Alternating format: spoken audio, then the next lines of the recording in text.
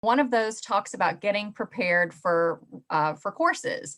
And in that little drop down, it'll explain that your student needs to complete their course intake survey. That is what initiates getting a schedule created. So if your student hasn't gone through that checklist just yet, which they got with their admissions packet, they were directed to this checklist.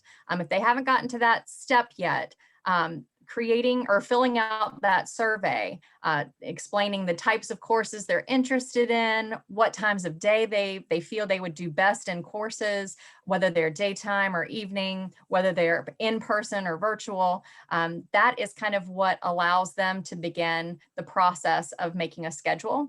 Once your student has a schedule created, the advisor will actually generate a meeting for them to meet up. And so if your student has already had that meeting and they want to schedule a follow-up appointment with an advisor, they would use the Navigate app to do that. But otherwise, if they haven't heard from an advisor yet, if they've completed the survey, that means the advisor is kind of reviewing their survey responses, creating a schedule, and then we'll initiate a meeting with them.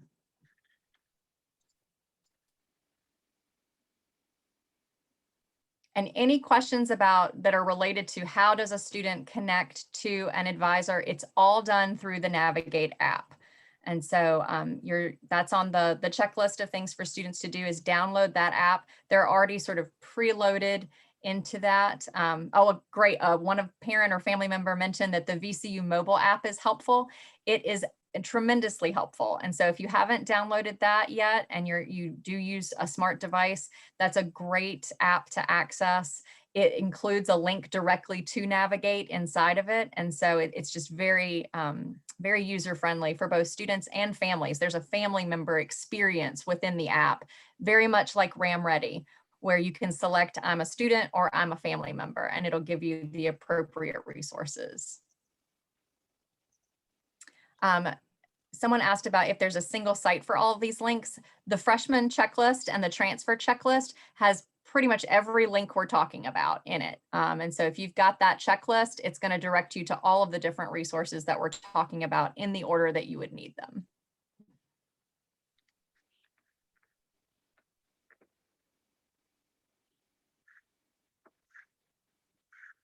And I see we got one question in the chat that a lot of family members were expressing that they'd like to have answered too.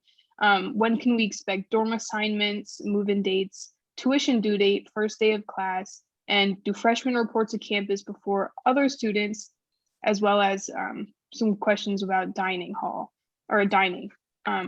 So Chanel can speak on that a little bit if you want to take over. Yeah, so I believe Novi put in the chat about dorm assignments and how you sign up. So if you guys scroll, she said they will, once you filled out and you've already sent all your paperwork, Dining should send you an email on how to sign up for like move-in day and like dorm assignments and all that stuff. So you should be expecting, if you've already done all of your paperwork and send it to them, you should be expecting an email from them about how to do all that. And move-in dates, it just depends. I'm not completely sure if you guys could elaborate a little bit about like move-in dates, but tuition due date,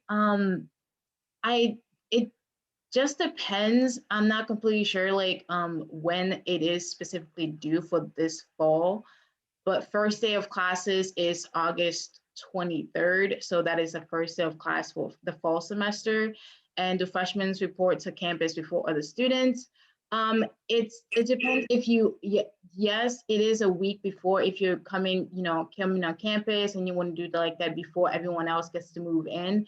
You can, there is that option too, that since you guys are doing orientation, and usually if you was on campus, you will be moving in like a week before classes start. So you're moving in like a couple of days before everybody else gets to move in. So you also do have that option for your students. And about dining plans, if someone could drop the chat for like dining, but we have two options with our dining plans. We have dining dollars and then we have swipes. So swipes is equal to like $8 here on campus. You get like an entree, a drink, a side. And dining dollars, I usually like to say it's like a debit or like a credit card here on campus. So like at Chick-fil-A, they can't take swipes after a certain period of time.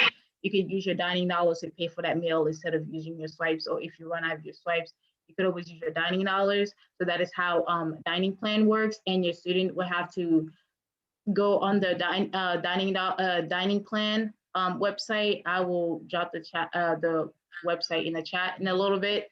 But if you go on that website, you purchase it. It comes together. So once you purchase that dining plan, you will get the dining dollars and the swipes. And it's just a matter of filling up your swipes and like filling up the swipes and how much you want to put in your dining dollars, and that is the meal plan that you will have on campus. And freshmen that are living in our residence halls are required to have the dining plan, but if you're living off campus or you're commuting, it's not required, but we just ask that if you are living in our residence halls, it is required. Hi, I was in a meeting yesterday with the financial advisor, and she said the tuition bill will be available on July 29th. The students will be notified via email, and then the payment is due August 26th. That is correct. So your student's bill is initiated after their schedule has been created, because it could depending on how many classes they're taking, what their bill is. And so throughout the month of July, they're making schedules, which is why that bill date is sort of towards the end of July, July 29th.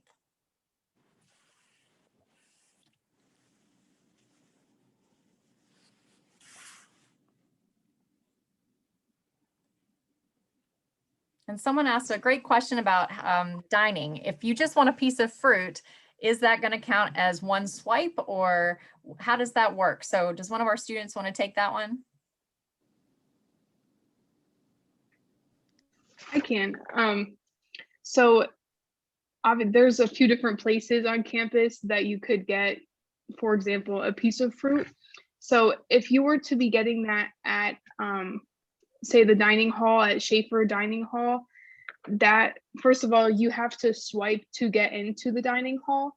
So you would, yes, in that context, it would be counted as a swipe, but you'd also have access to literally everything else in there that Schaefer is serving at that time.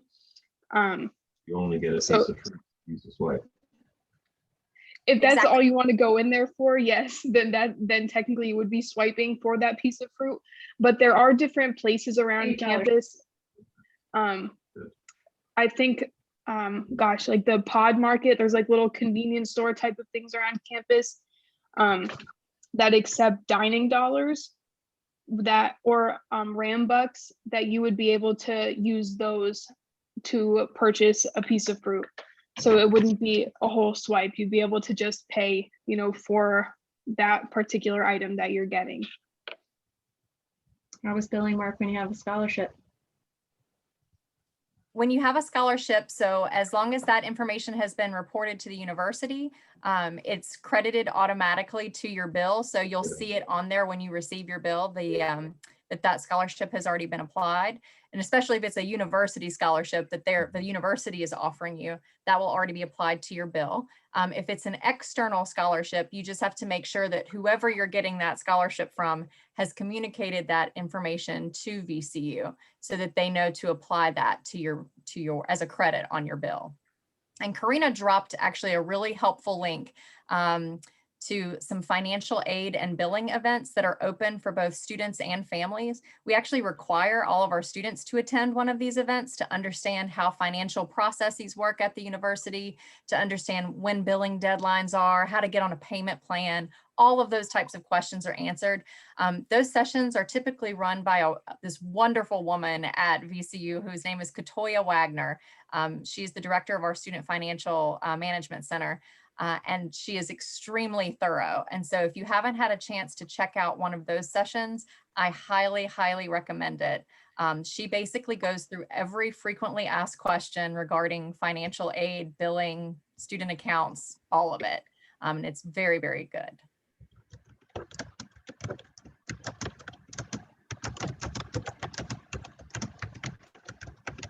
I did see a question about what was it, like safety on campus, campus security. Chanel, if you would like to discuss that. Yeah, so we do have a VCU police officers. Since VCU is very in Richmond City, they work closely with the Richmond police officers to make sure that you guys stay safe here on campus. at Monroe Park, there's a brown building like right in the middle of the park. And that is usually where you find our police officers. They're either like walking, biking, or by car. So you're always seeing them around campus. And we also do have another thing. We have Earth Box here on campus, and they're usually outside of most buildings. So there's one outside the library, there's one outside the gym, this one's like everywhere that you see here on campus. So if you're ever not feeling safe on campus, if you open one of them, there should be like a red button in the middle. And if your student ever feels like they're not safe for whatever reason, or they don't feel walking to your residence halls, they don't feel safe, they can press that red button. It's almost like a 911 dispatcher, and one of our police officers will come to them under 10 minutes. And we also do have RamSafe. So if your student is going somewhere at night, or they have a night class and they don't feel safe walking back in the dark, they could call up RamSafe and just make sure that you're staying indoors while you're waiting for RamSafe to get to you. And that is usually how like we do like safety. And they can also drive you up to a mile out of campus too. So if you going somewhere far, anything like that. Thanks, Chanel. And those boxes that she mentioned where you can, push and be contacted, be placed with a dispatcher, they do have a flashing light on them as well, a flashing blue light. So if your student is walking, say, from the library back to their residence hall at night, they don't feel safe, they can just look, and it should be very easy to find the nearest box that's them because of that flashing light that's on them. I have a question. Yes.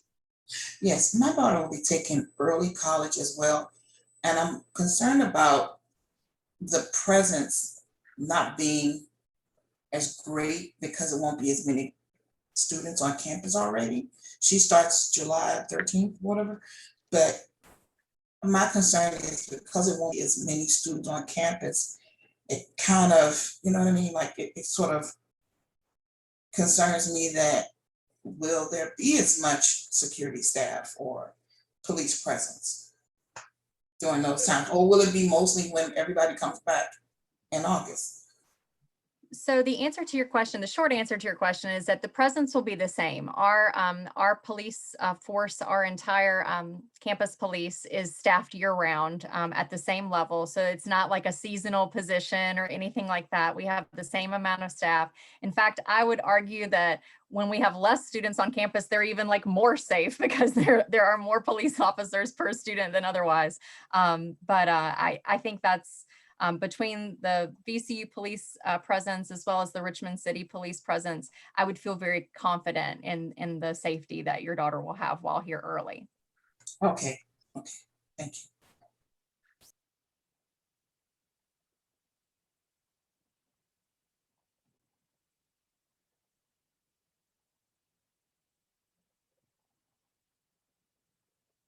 I saw a question regarding residence hall assignments and choosing a roommate. And so just a couple of extra notes about that.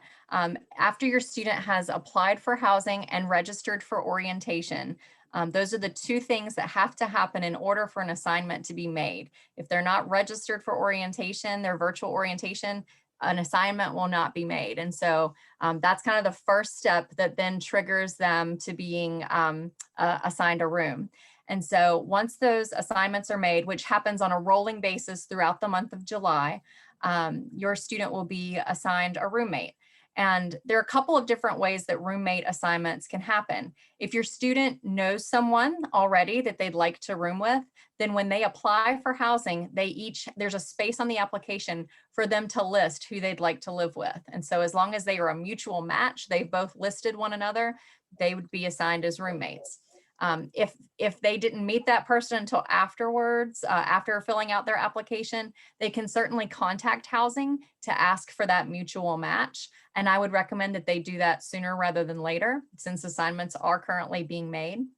If your student didn't know a roommate prior to coming and it's going to be a random assignment, the housing application actually asks a lot of questions to try to gauge what kind of roommate pairing might be ideal for your student. So it'll ask questions like, are you an early morning person? Do you like to study with music on? Do you smoke? Think questions like that might impact how positive or how negative a living situation might be. And so students are then matched based on how they respond to those questions if they're doing a random assignment.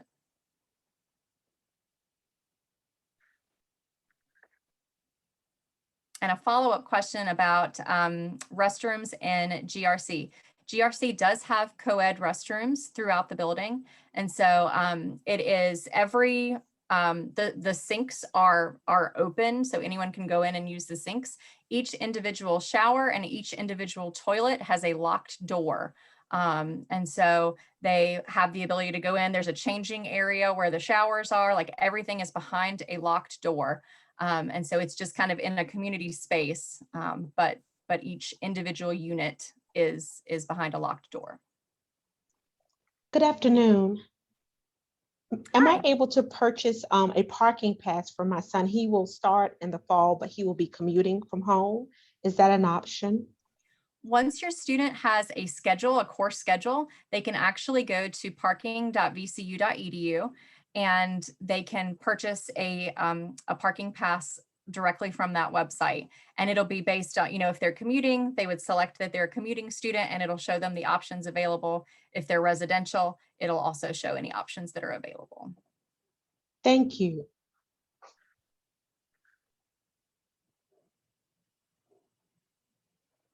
And I saw another question related to a micro fridge purchase. I am not familiar with that process particularly. So if that's something that was sent to you through housing, to utilize this vendor, mymicrofridge.com, if that was something sent to you through housing, I would look back at the original paperwork from that process to see if they're placed in the rooms, or I would follow up by emailing housing@vcu.edu. I'm not terribly familiar with that process. We do have a policy that first year students cannot, if they're residential students, they do not have cars on campus, but we're acknowledging that many of you here may not be the parents of first year students, you may be parents of transfer students. And so if your student is a first year residential student, unless they have some sort of a medical need for a vehicle, they will not be able to have a car on campus, which is a pretty standard procedure across most universities in the state of Virginia. If they are a commuting first year students, they can have a parking pass because they would be coming back and forth from home or an off-campus apartment. If your student is an upperclassman student, they will be able to park on campus and have a vehicle in one of our garages here on campus.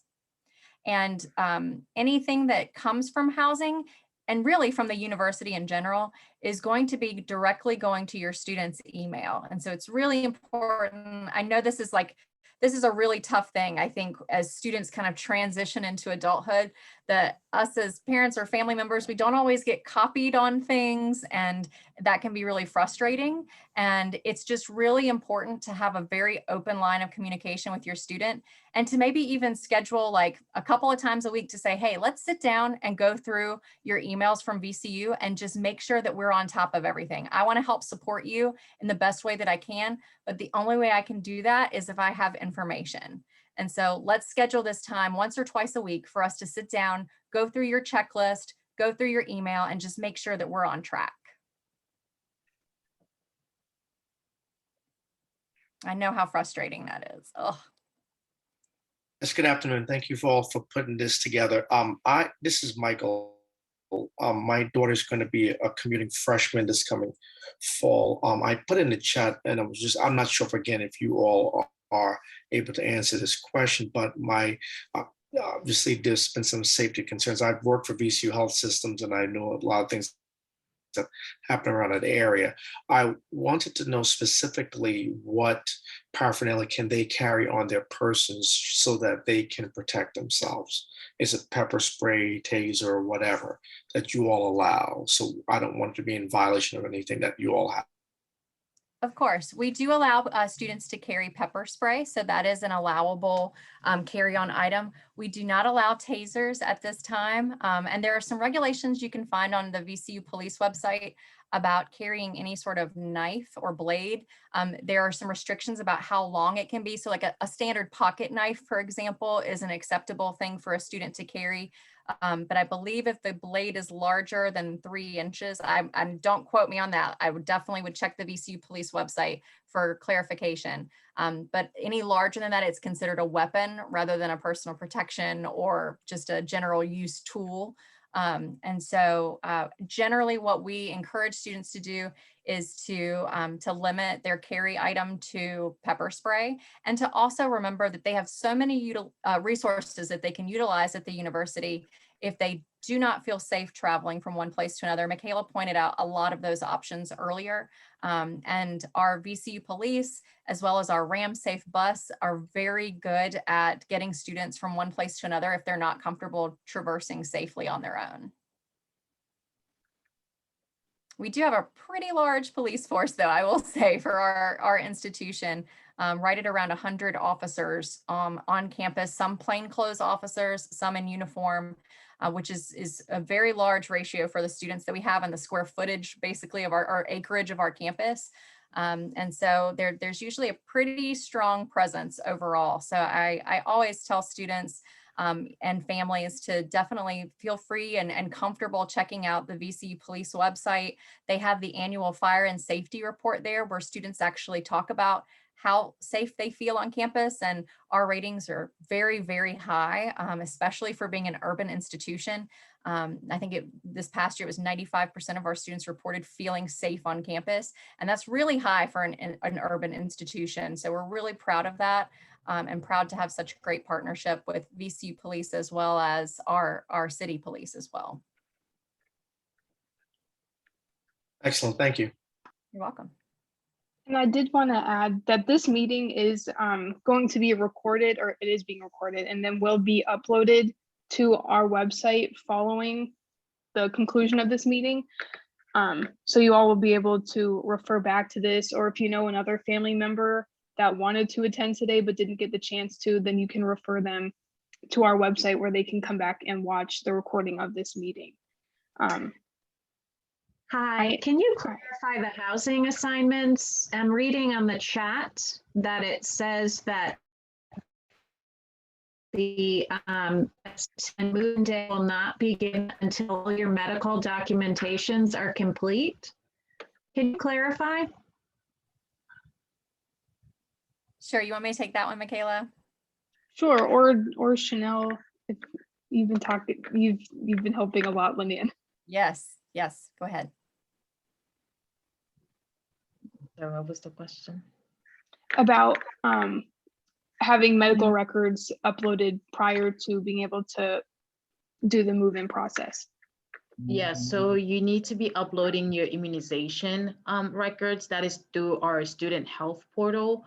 So if you haven't already done that, make sure you upload that. And another thing, make sure you're uploading your COVID vaccine through there as well. So once you have that uploaded, like Novi said in the chat, so once you have all that uploaded and they have reviewed it and make sure that everything is good, your students should be getting an email from housing and a way to sign up for like roommates and all things housing. Sorry, my daughter already has chosen her roommate, so I'm wondering when they get the information as to what dorm they have been given. And if you're saying they have to have their current immunizations in before they can do a move-in date, she doesn't get her physical for the year till July 6th. So what do you recommend? We put in last year's information? So the assignments are made throughout the entire month of July, sort of on a rolling basis. And so the information that's been shared out by the university, especially in regards to the vaccine information, is that information is due by July 15th. And so they are making some assignments now for students and families who've already gotten that information in. But I imagine the large bulk of assignments won't happen until after that July 15th date. So I would think that you're fine to wait until after your student's physical to submit that. So are we certain that we have to upload our medical information prior to assignments being made versus move-in dates being determined? Because there's been no mention in the communications to my son that he has to have his medical records uploaded before he can get his room assignment. So there's two different things I think are being discussed here. I want to make sure we're clear, because I can go and get his medical records today. The whole point of us trying to get all of this done early was to ensure that he got the dorm that he wanted, but there's been no mention of medical records being a part of that process. Sure. Let me pull up the housing application process. I think that might help us with some information here. And I'll drop this link in the chat too so that you all can access it. This is the housing application website, and it does have some very helpful drop-down information at the bottom. So that kind of walks you through what the application process is. And then when you go down to under the incoming student section, it talks about sort of the eligibility, the room assignment process. Now here it doesn't specify needing to have all of the medical information for an assignment to be made. So they're probably going ahead and my assumption is that they're going ahead and making assignments, but that move-in date would not be set in stone until that medical information is received. When I spoke with someone in housing, they said that he had everything that he needed for his assignment, and we haven't uploaded medical records. So I just wanted to potentially ease people's minds if that is in fact the case. But if that's not the case, then we need to know that so we can upload that ASAP. That probably means that they've gone ahead and assigned the room so that they are holding that specific room for your student, but they would not issue a move-in date until medical information is received. Does that make sense? Can you all clarify the window on move-in dates? Because we are both parents working in the home and really need to get the time off to load our student in. And it just seems so loose, whereas other schools, they say freshmen move in on X day. So I guess we're not used to such a loose move-in day for freshmen. Can you clarify that for me, please? Absolutely, and I'll drop a link in the chat that I think clarifies it as well. This is the move-in website. It's just housing.vcu.edu/help/move. And that gives you the window of time during which those move-ins could take place.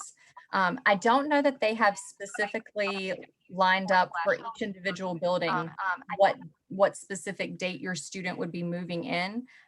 It does look like most of that will be taking place kind of post July 15th, post all of that vaccination paperwork coming in.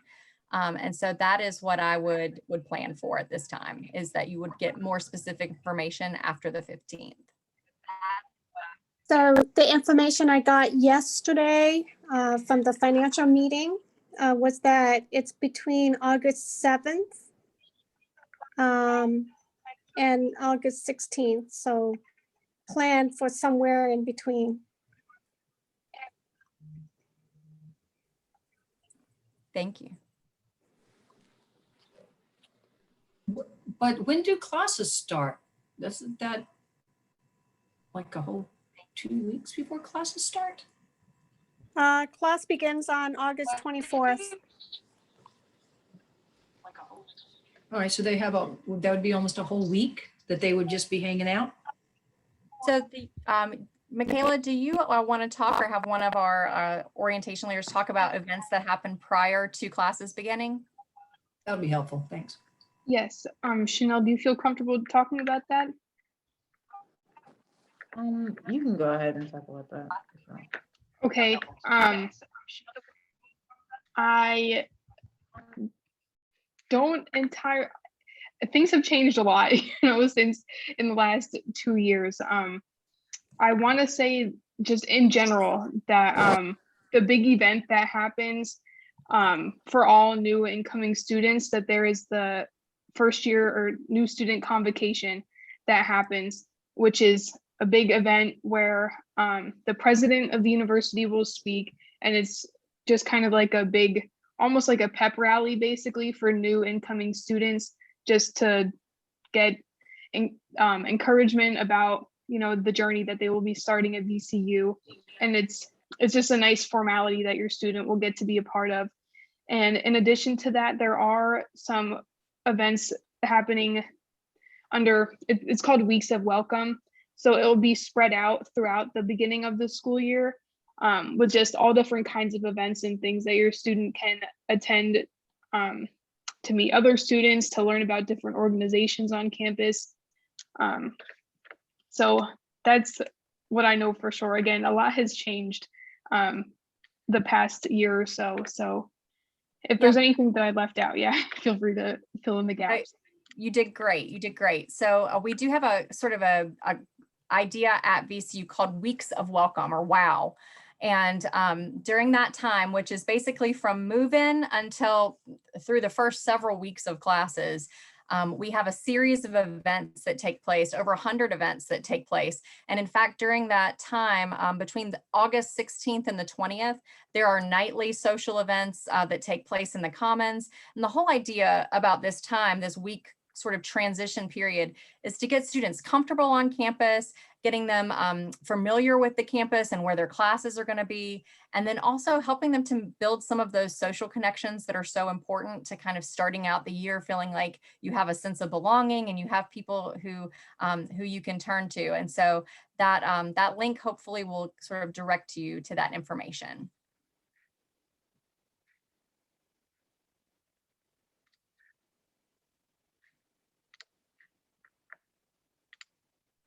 I do see a question related to if several students were to get COVID on campus, will they close the campus?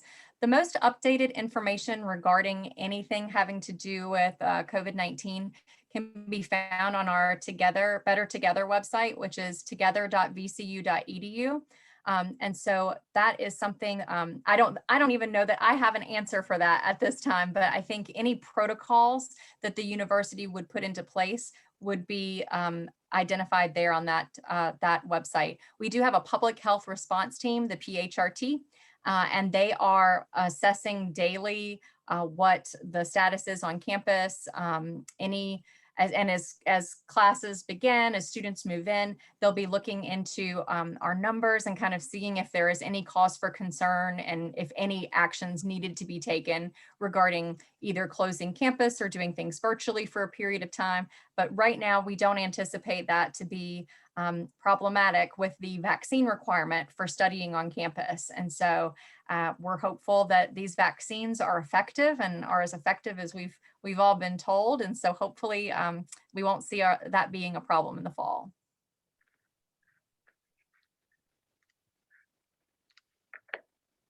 And we will, several have asked about the chat and whether or not we'll make these links available. We can post these links on our website as well when we post the video. I have a question. I put in the chat, but every time I put in the chat, my question keeps going up and up and I haven't gotten a response to it yet. I had a couple of questions actually. My son is from out of state and he's coming from Kentucky.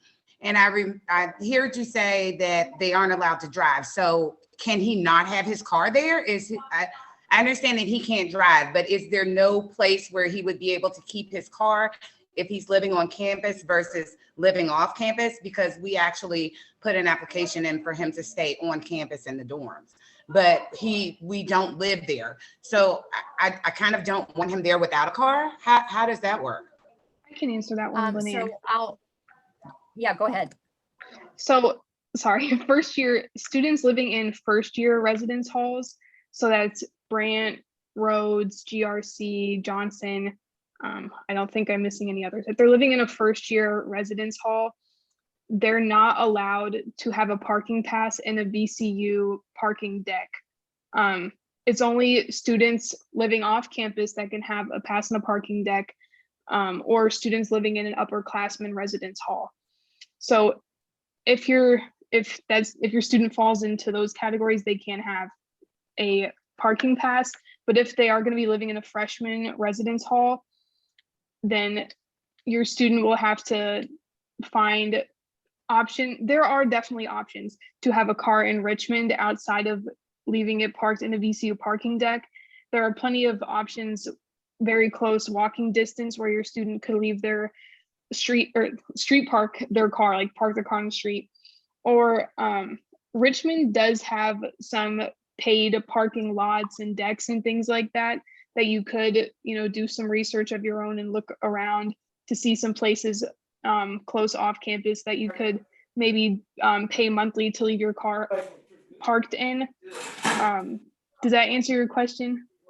Yeah, it kind of does. I know that with the laws and things in different states, he has Kentucky tags because he's a Kentucky resident. So I don't even know how that would work with him actually parking on Virginia streets if he'd be ticketed for not being a resident of Virginia right at the moment.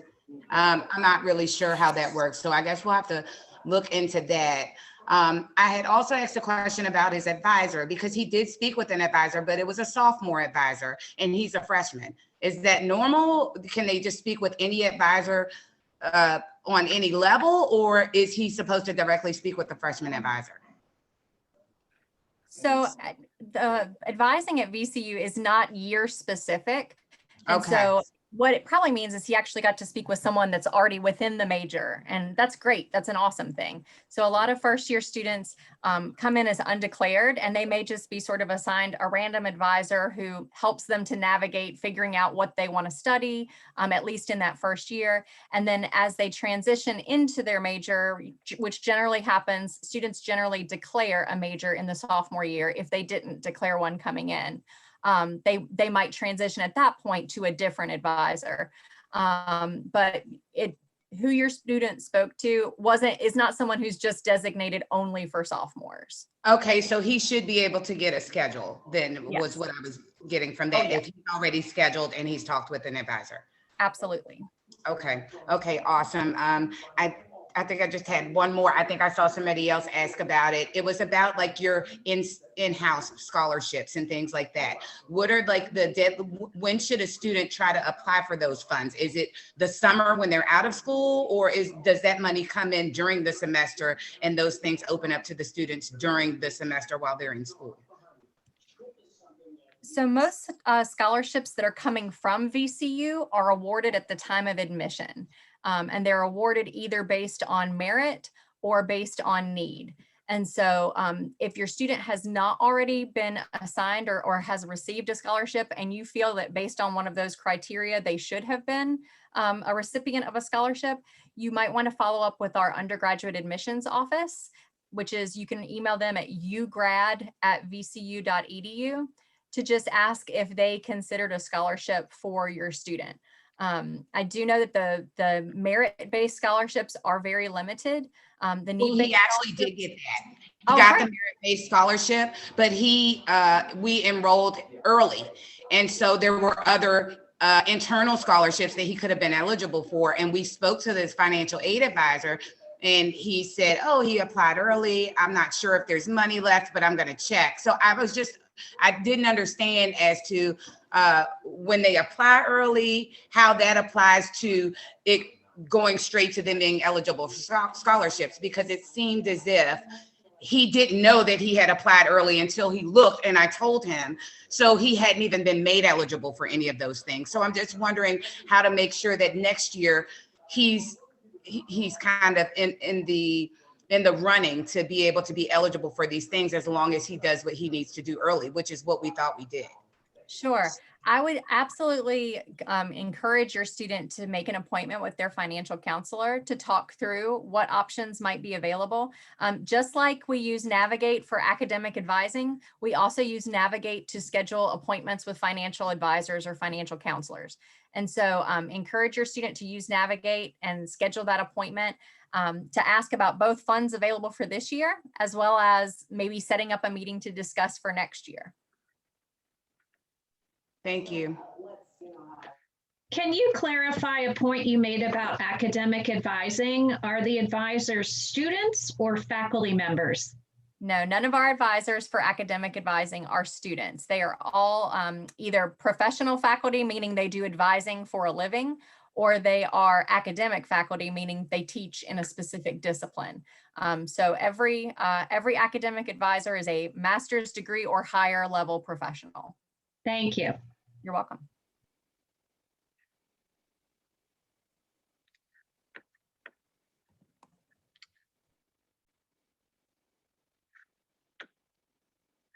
It seems like questions are winding down in the chat a little bit. So if you guys just want to I don't know, get any more questions in or unmute yourself and ask any other questions that you have. Hi, oh, I'm sorry. Yeah, no, you're okay. Go ahead. I just created a Google group if there's any parents in the Northern Virginia area that would love to get together, so that at least the kids can meet somebody. Knowing my son can be a little shy. So it's nova_VCU@googlegroups.com. So maybe we could all get together before. And that way we can be support to each other too. That's a Sounds great like a idea. great- We're yeah. also doing. yeah, Can you put that in the chat? Yeah, it's in the chat there. We're also doing a student You have to be send-off from in that Northern area. Virginia? Yes, so we're doing a summer send-off in Northern Virginia. We're doing one in Hampton Roads, one in Richmond, and then also a virtual summer send-off. And so let me see if I can pull up that link, and I'll drop that in the chat too. Just a great opportunity to connect.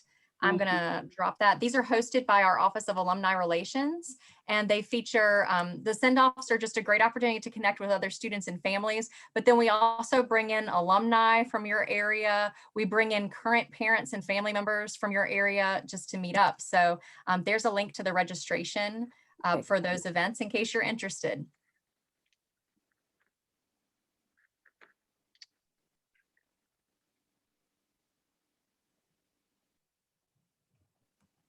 And I did see a note about what about Roanoke? Currently, we don't have one in the Roanoke area, but I would highly suggest participating in the virtual one. If you're not in one of those 3 areas that we mentioned, definitely try to connect with us on the virtual event. We are hoping to open up these send-off events to be a little bigger for next year. And so we'd love to have you participate virtually this year and maybe even help us with hosting one in your area next year for incoming students then. And hey guys, I put my email in there for Richmond, but I live like a mile from campus. So I'm Vicki S. Bray @gmail.com. If anyone, I know Dreama, like you could park for a little bit in front of my house, but happy to be the parent away since all you guys are going to be sending off your little ones. Sad and scary and happy all at the same time. So happy to help and be a mom away from home. Thanks so much, Vicki. That's great. That's Thanks, awesome. Vicki. I also want to make a plug while we're here. If you are a family member, a parent or a family member who likes to be really involved with what's going on at with your student and in school, whether that was something you loved doing in high school or it's something you aspire to do while they're in college, all of you as parents and family members are part of our VCU Family Association. That includes every parent and family member that we have at the university. But there's also a group that we have here called the VCU Family Council. And it is a group of parents and family members who get together a couple times a year. They do some virtual get-togethers as well as in-person meetings. And they work together to help plan events for other families, to advocate for family needs on campus, and to do philanthropy on campus. So there's no, you may have heard of these at other institutions where they require you to give like $1,000 to be part of this family council. There's no money required for that process. So we just want family members who are engaged and who want to be part of life at VCU. And so definitely feel free to check out the link that we put on in the chat there. We are currently accepting applications for that VCU Family Council. So we'd love to see some of you apply if that's something you're interested in.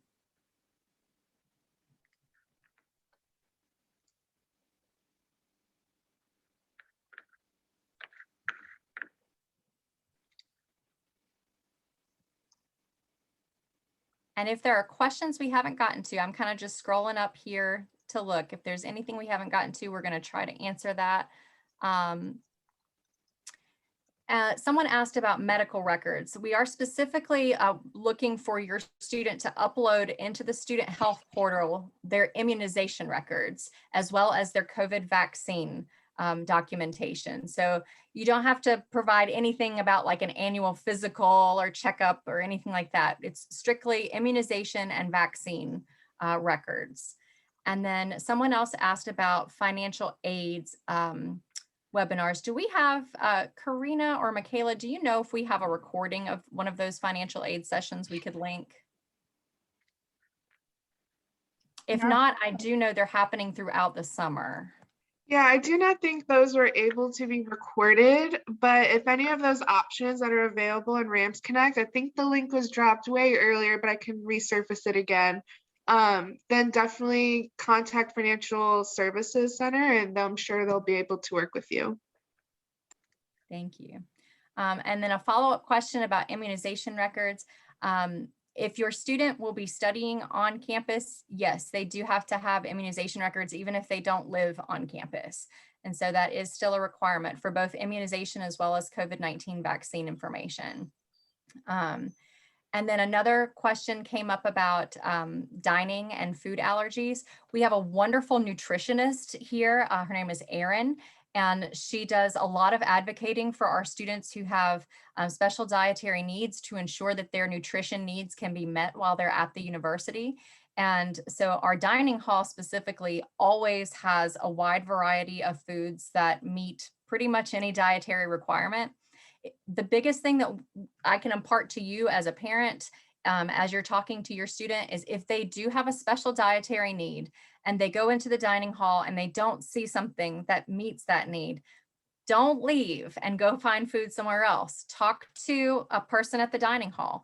Our chef actually makes food to order for students who have a dietary need that cannot be met by something that they see out in the dining hall. And so if that, I mean, there's so many options that that rarely happens. But if your student does have that very unique need, they will make them a meal cooked to order right there that will meet that need. They just need to speak up.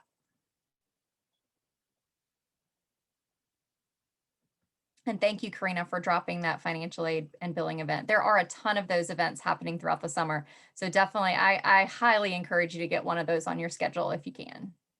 And if not, the Student Financial Management Center is fantastic at answering questions.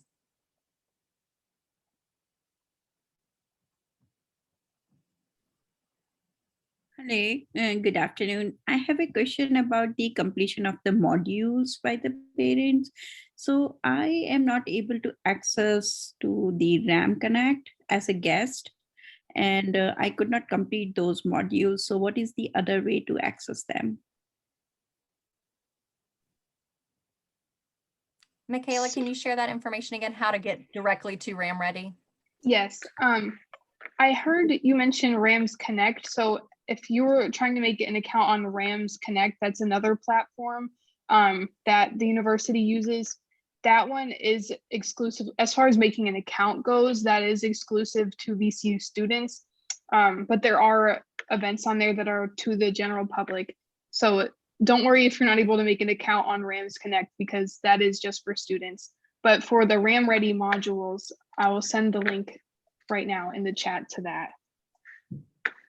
Yeah, and to kind of add to how funny Rams Connect can be, so there are family programs and different family-centered events that are in Rams Connect that are available to be registered for, available for everyone. And the way that that can work is if you go to the website Rams Connect, which I can also pull that up and drop in the chat, you would find the event when you click on the event tab that's near the top.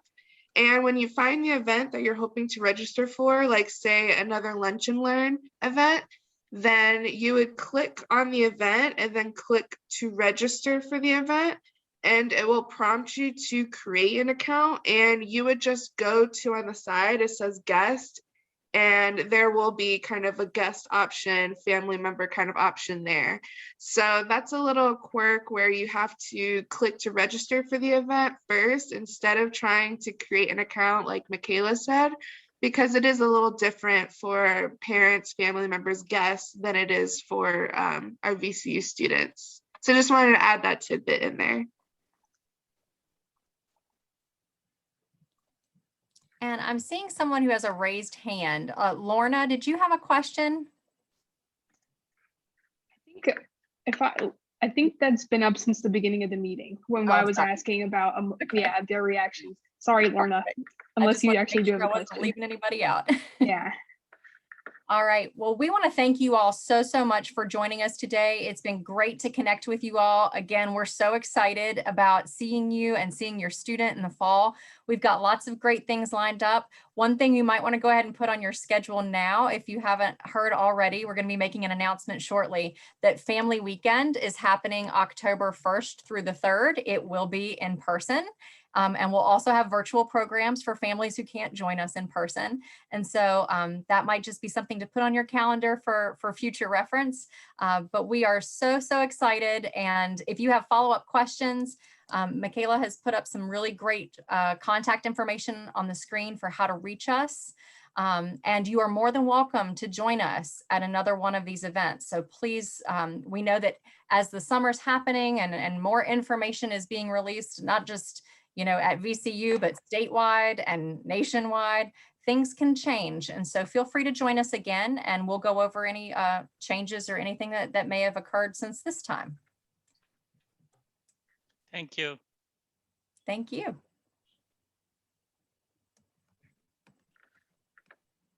Yeah, thanks everyone for attending. And like I said, recording will be posted on our website following this meeting. Thank you. Thank you. All right, thank you. Thank you. No problem. Everyone have a good rest of your day.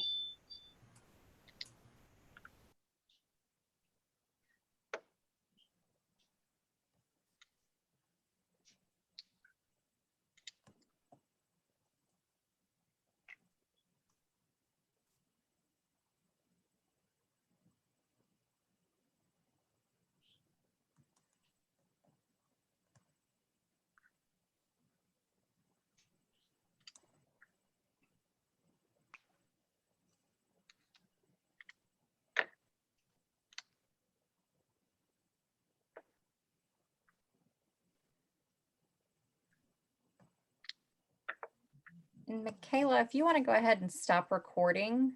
Yeah. We'll see if anybody left has any kind of more private questions that they didn't want recorded.